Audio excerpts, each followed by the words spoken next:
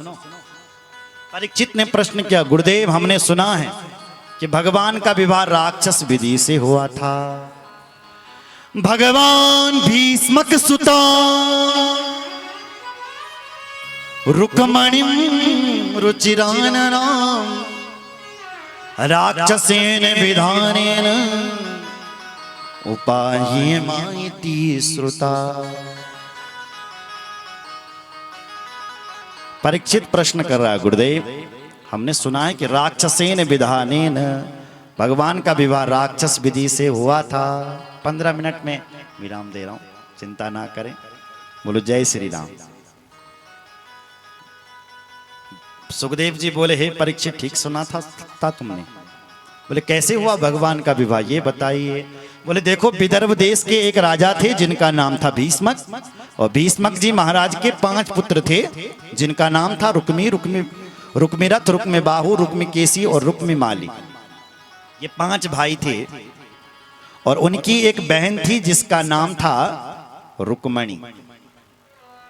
और तो महाराज भीष्मक ने एक दिन कहा कि देखो भाई, तुम्हारी बहन जवान हो रही हैं, एक काम करते हैं इस रुक्मणी का ब्याह करते हैं। बोले पिताजी कहाँ? तो भीष्मक जी कहते हैं हमें तो लग रहा है कि द्वारिकाधीश श्री कृष्ण का नाम चल रहा है, तो द्वारिकाधीश श्री कृष्ण से इनका ब्याह करवाएंगे। और भाई तो कुछ नहीं बोले। बड़ा बेटा इसका बिगड़ गया, कहता पिताजी उस भगोड़े कृष्ण से हम अपनी बेटी का ब्याह करेंगे? हम नहीं करने वाले, वो तो भगोड़ा है कृष्ण, हम नहीं करेंगे उससे ब्याह। तो भीष्मक जी को बड़ा बुरा लगा। भीष्मक जी ने कहा बेटा अब जहां भी संबंध करेगा वहां तू करेगा। बेटे ने कहा ठीक है। बेटा उठ करके गया और दूसरे दिन सुबह घर अपने पिताजी से कह रहा, पिताजी बोल सुबह बारात तोड़ रही। बोले कई की? बोले मेरी बहन की। अरे तुम का कर रिश्ता तुम? बोले मेरे रिश्ते कोई ऐसे वैसे नहीं होते हैं। दमघोष पुत्र सिंधु नरेश, दमघोष पुत्र शिशुपाल के साथ में अपनी बहन का रिश्ता पक्का कर करके आया। ठीक है बेटा, जैसी तेरी इच्छा, तूने किया है तो अच्छा ही किया होगा, अब तू घर का बड़ा है। रुक्मणी को जैसे ही पता चला कि शिशुपाल अपनी बारात लेकर के आ रहा है मुझसे ब्याह करने के लिए, रुक्मणी की धड़कन तेज हो गई। क्या होगा? तो रुक्मणी अपने भाभीियों के पास जाकर के कहते, भाभी जी मैं तो किसी और को चाहती हूँ। बोले किसको चाहती है तू? बोले मैं द्वारिकाधीश को चाहती हूँ। और बोल से मेरी बारात तोड़ने की अब केवल मेरे। बोलो, भाभीियों ने कहा चिंता मत कर, यदि तू कृष्ण से प्रेम करती है तो कृष्ण के लिए संदेश भेज दे। उस समय फोन तो होते नहीं होंगे कि फोन करो।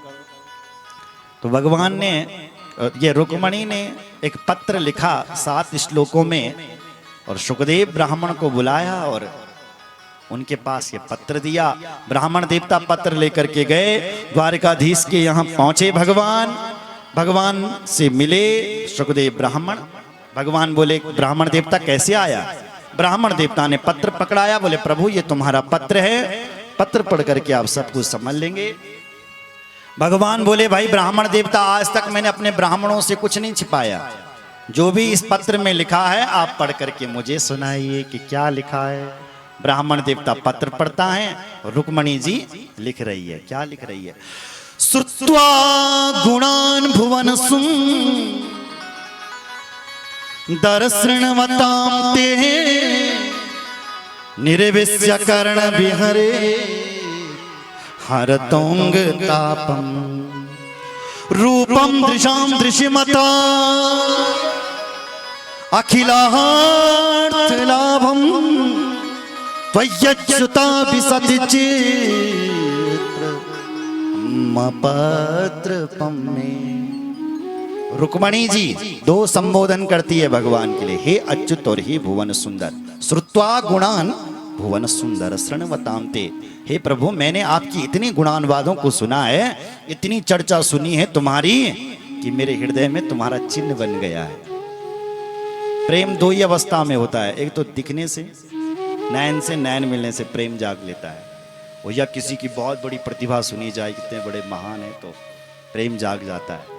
तो ये कहती हैं कि मुझे तुम्हारी महिमा को सुन करके प्रेम हुआ है। इसलिए प्रभु क्या करें, मुझे तुमसे प्रेम तो है, मैं तुमसे ब्याह तो करना चाहती हूँ, पर क्या करूँ, दुर्भाग्य से मेरी भूल बारात होने लगी। यानी वो प्रभु कि किसी शेर के भाव को कोई गीदड़ उठा करके ले जा रहा है, इसलिए आइए और वीरता का शुक्ल दे करके मुझे यहां से ले जाइए। भगवान ने कहा, देवी तुझे ले जाने के लिए तेरे भाइयों पर हाथ उठाना पड़े, क्या तुझे अच्छा लगेगा? बोले नहीं, ऐसा मत करना, मेरे भाइयों को मार करके तुम मुझे यहां से उठा के ले जाए, ऐसा बिल्कुल मत करना। फिर कैसे लाऊं मैं तुझे? बोले इसका एक उपाय है। बोले क्या? अंतःपुरांतरचरी मनिहात्य बंधु त्वामुद वहे कथमिति प्रगदाम्प्युपायम् पूर्वे दुरस्ति महती कुलदेवी यात्रा यस्यां बहिर्नववधू गिरिजामुपेया। हे महाराज, हमारे कुल की परंपरा है कि जिस कन्या का विवाह होता है वो पहले पूर्वे दुरस्ति कुलदेवी, कुलदेवी की पूजा करने के लिए कुलदेवी के मंदिर जाती है, गिरिजा मंदिर। इसलिए उसी परंपरा के अनुसार मैं भी गिरिजा मंदिर में जाऊंगी विवाह से पहले। आप वहीं आना सरकार, और वहीं से मुझे उठा करके ले जाना। ऐसा ना हो कि तुम ना आए, मैं 100 जन्म लेने के लिए तैयार हूं, पर हे नारायण, हे कृष्ण, विवाह करूंगी तो तुम्हें तुमसे करूंगी, जन्म कोटि लग रगर हमारी, मैं 100 जन्म लेने के लिए तैयार हूं, पर मैं तुमसे ही विवाह करूंगी, इसलिए आइए। भगवान उन ब्राह्मण देवता से बोले, ब्राह्मण देवता, जैसी स्थिति रुक्मणी की है ना, ऐसी ही मेरी है। क्यों? बोले हमने भी रुक्मणी के बारे में बहुत सुना है कि बहुत सुंदर है। कन्हैया कह रहा है, कृष्ण, ब्राह्मण देवता, कभी कभी तो मुझे नींद नहीं आती है, रुक्मणी की ख्यालों में डूबा रहता हूं मैं। देखो कृष्ण क्या बोल रहे हैं, तथापिमपि तच्चित्तो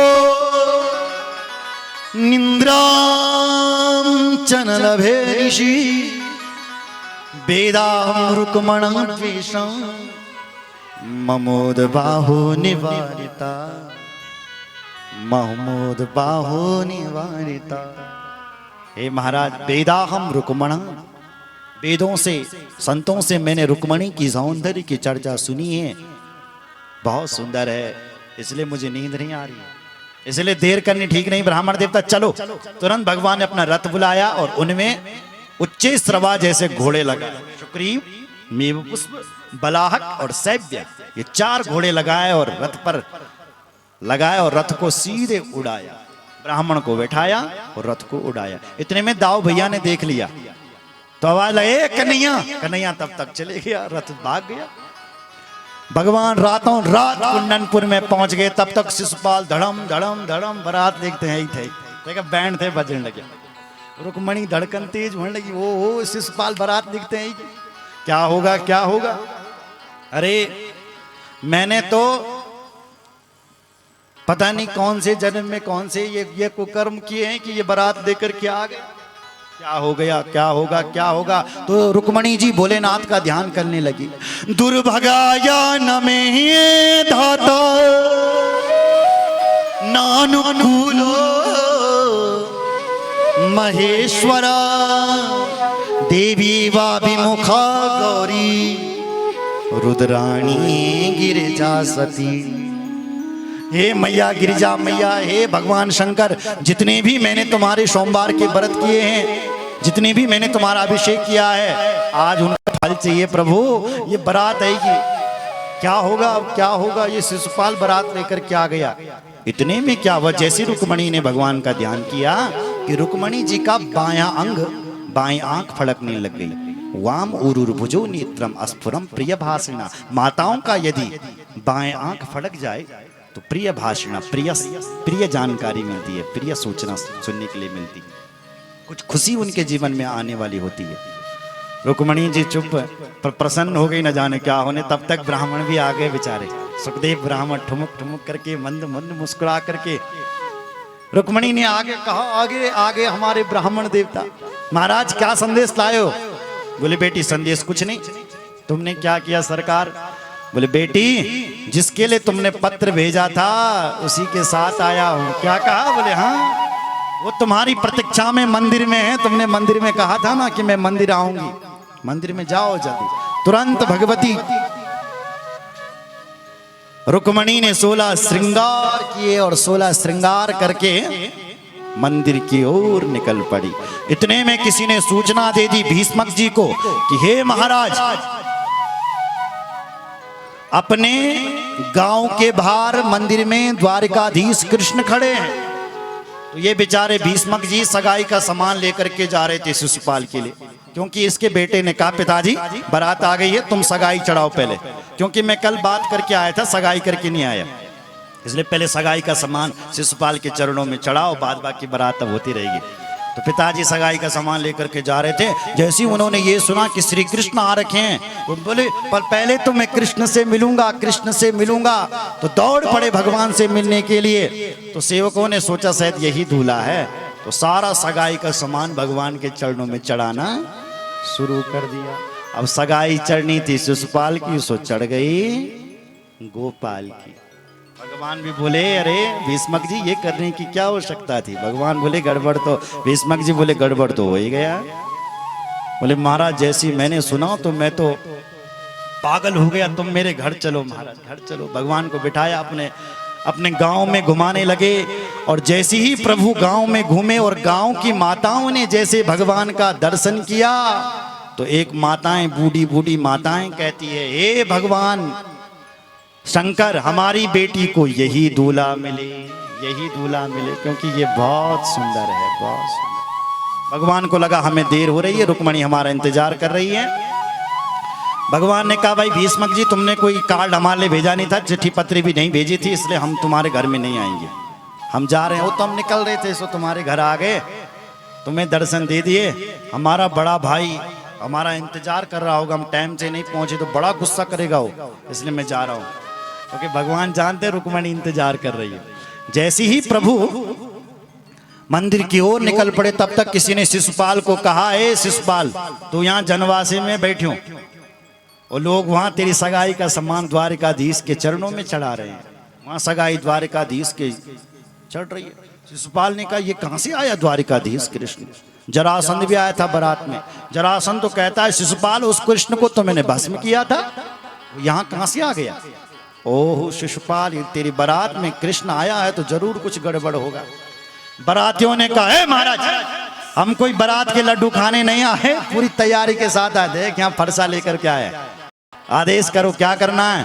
बोले डंडा लेकर के जाओ, फरसा लेकर के जाओ, कुल्हाड़ी लेकर के जाओ और रुक्मणी की रक्षा करो। ठीक है महाराज। हथियार लेकर के चले गए। पता चला कि कहाँ है रुक्मणी, कहाँ है रुक्मणी? तो पता चला कि रुक्मणी तो मंदिर में गई हुई है गिरिजा माता की पूजा करने। क्या करें? बोले सारे मंदिर को घेर लो। तो मंदिर को घेरने लगी। रुक्मणी जी मंदिर के अंदर गई और अंबिका माँ की पूजा करने लगी।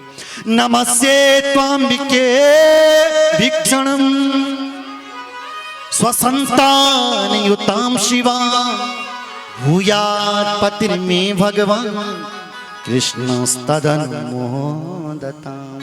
हे गिरिजा मैया श्री कृष्ण ही हमें पति रूप में प्राप्त हो, आप हमें ऐसा वरदान दीजिए। मैया प्रसन्न हो गई और आशीर्वाद देने लगी। मनुजा गिराच हो मिला ये सोवर सहज सुंदर सावरो करुणा निधान सुजानशील स्नेह जानत रावरो। मूर्ति मुस्कुरा गई, एक फूल माला नीचे गिर गई। ऐसा लग रहा है कि रुक्मणी को आशीर्वाद दे रही है गिरिजा मैया कि वही तुम्हें मिलेंगे। वही रुक्मणी बाहर आई तो बाहर क्या देखा कि विशाल सेना खड़ी हुई है। अब रुक्मणी सोचने लगी मैंने तो पत्र में लिखा था कि मंदिर में कोई नहीं होगा, यहाँ तो इतनी सेना खड़ी है भाई। अब इस सेना में इनमें से मेरा पति मेरा कृष्ण कहाँ होगा? तो रुक्मणी हर चेहरे को ध्यान से देखने लगी, हर किसी को ध्यान से। तो वही कहता है कि हम कोई कम सुंदर नहीं है। ओहो हमें देख रही है, हम कोई कम सुंदर नहीं है। दूसरे को देखा, वो कह रहा है कि हम कोई कम सुंदर नहीं है। और जैसी ही रुक्मणी की नजर हर किसी पर पड़ी कि कहाँ है कृष्ण, तो भगवान बीच में ही खड़े थे, तो भगवान ने हाथ हिला दिया, पहचान गई। और जैसी ही भगवान को देखा, ये जितने भी इस से रुक्मणी जी को हंसी आ गई। और ये रुक्मणी जी के सौंदर्य का वर्णन करने, कोई कहता है देखो देखो इसकी हंसी देखो कितनी प्यारी है, कोई कहता है रुक्मणी के बाल देखो तो कितने प्यारे हैं, एक कहता है साड़ी देखो कितनी प्यारी है। भगवान वापस भगवान रुक्मणी के पास आ गए, भगवान ने हाथ पकड़ लिया रुक्मणी का, एक कहता जोड़ी देखो कितनी प्यारी है। भगवान ने रुक्मणी को हमने साथ लिया और रथ पर बिठाने लगे। एक कहता अरे भाई रथ देखो कितनी प्यारा है, दूसरा कहता अरे रथ देख रहा, घोड़े नहीं देख रहा, उच्चे सरवा जैसे हैं। भगवान घोड़े भी, रथ रुक्मणी को भी बिठा लिया और रथ को भी चला लिया, भगवान का रथ चल पड़ा। फिर इनको ध्यान आया, बोले भैया रथ तो चले गया पर अपने राम किस लिए आए थे? भगवान ने ऐसी मोहिनी माया चला दी। ओ किस लिए आए थे हम, किस लिए आए थे? एक ने कहा रुक्मणी की रखवाली करने के लिए। बोले कहाँ है रुक्मणी? तब कहा है कि सखियों से पूछा, बोले तुम कोई भांग पी कर क्या रखे? रुक्मणी तो चली गई। कहाँ? बोले चले गई उसी के साथ, कृष्ण के साथ। महाराज ये पीछे से भागे भागे भागे भागे, भगवान श्री कृष्ण के पीछे पीछे भागने लगे सारे सैनिक। बोले पकड़ो पकड़ो पकड़ो इस चोर को, पकड़ो पकड़ो। भगवान को पकड़ने लगे और आवाज लगाते हैं कि हे कृष्ण, अगर तूने अपनी मां का दूध पिया है, यदि तू क्षत्रिय है तो रुक जा रुक जा रुक जा रुक जा रुक जा, भाग मत भाग मत। भगवान को जब चुनौती दी कि यदि तू क्षत्रिय है तो रुक जा, यदि तू वीर है तो रुक जा, तो भगवान ने अपना रथ को मोड़ दिया। जैसी रथ को मोड़ा ऐसी ये सैनिक कहते हैं पकड़ लो घेर लो इस कृष्ण को, भाग ना पावे। क्योंकि हमें डर लगता है तो इसके बड़े भाई से, वो जो हल मुसल वाला है ना, वो बड़ा खतरनाक है, बलराम बलराम। आज ये बंसी वाला अकेला फंस गया है, पकड़ो इसको मारो इसको। जैसे ही भगवान को चारों तरफ से घेरने लगे, इतने में पीछे से आवाज आई, बोलो द्वारिकाधीश भगवान की। भगवान दिख पिछाड़ मेरी जय जयकार कोई करने लगी। पीछे से देखा तो दाव भैया पूरी नारायणी सेना को लेकर के आ रखा है। भगवान ने प्रणाम किया, दाव भैया प्रणाम। दाऊ भैया ने कहा अरे कन्हैया आशीर्वाद तो बहू रानी के साथ तुझे द्वारिका में मिलेगा, तो बहू को लेकर के द्वारिका जा, मैं इनका स्वागत करता हूँ जरा। और जो दाऊ जी ने हल मुसल दिखाया, सब सैनिक पतली गली से भाग पड़े। पर एक रुक्मणी का भाई रुक्मी था, इसने भगवान के रथ को टेढ़े मेढ़े रास्ते से छोप लिया, पकड़ लिया।